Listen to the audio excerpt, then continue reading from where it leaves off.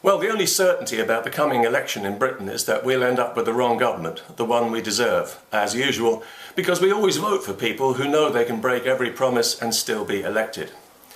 Now, one of the thornier issues in this campaign has been immigration, but we don't have an immigration problem in Britain. That's merely a symptom, and it's one of many. We have a democracy problem in that we don't actually have any say in shaping the society we live in. What we have is the appearance of democracy, where every 5 years we vote people in on a rainbow of promises who then give us the finger and do what they like. Or more often they do what they're told, which is to push through stuff that the people didn't vote for and don't want, and then we all wonder why we didn't get what we voted for again as we go out and vote for the same people again and again and again. They say a definition of insanity is doing the same thing over and over and expecting a different result. And we really don't have any excuses, because we know that all three establishment parties have lied and lied to us in the past. And not just fibs or little white lies, but significant, serious lies. And we know they're lying now too. And we know they're doing it because they know they'll get away with it, as they always get away with it, because we keep voting for them like a bunch of sheep. All the broken promises of yesterday, no rise in tuition fees, remember that one? All the cast iron guarantees, all the no ifs and no buts are all gone and forgotten. They got some shiny new promises now. See how they sparkle, you gullible muppets.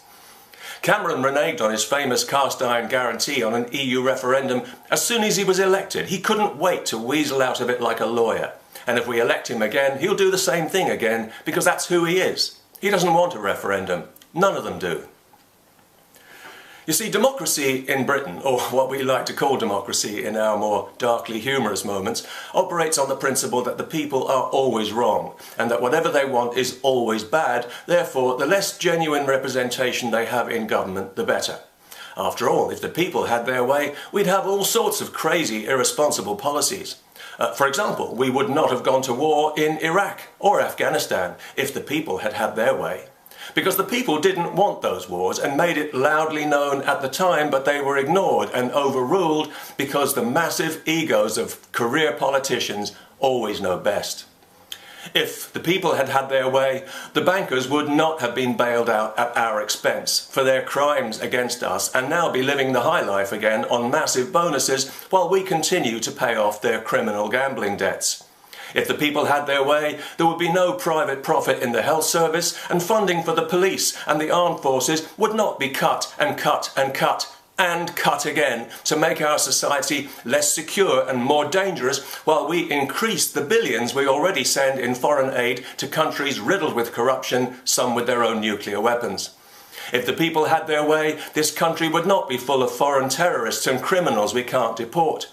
Nor would we be talking about an immigration problem, because our membership of the European Union would have been decided long ago, democratically, if just one of the many promises of a referendum had actually been kept. And who knows, we might not still be pouring £50 million straight down the drain every single day for the privilege of taking orders from people we didn't elect and can't remove. Predictably, the opinion polls tell us that the usual suspects, the red and the blue, will get most of the votes in this election as usual, because they have rival armies of tribal supporters who would vote for a donkey if they put it up as a candidate, and in many cases that's exactly what they do. Parliamentary time servers and safe seat holders who can be relied on to shuffle obediently through the lobbies and vote the way they're told. Occasionally they'll kick up a fuss for appearances, they stand up and huff and puff and make their little speeches, then they sit down and shut up and vote the way they're told. They call each other honourable this and right honourable that, but if they want a career, and they do, oh how they do, they have to be dishonourable and let themselves be bullied and pushed around like vassals on our behalf. They have to renege on every cast iron guarantee they've ever given and snuff out the voice of the people who elected them, and that's why we never seem to get what we voted for. That's why we have no control of our borders. That's why the bankers got away with their crimes, and that's why this country always seems to be at war somewhere in the world. Anyway, how will you be voting this time around? Same as usual?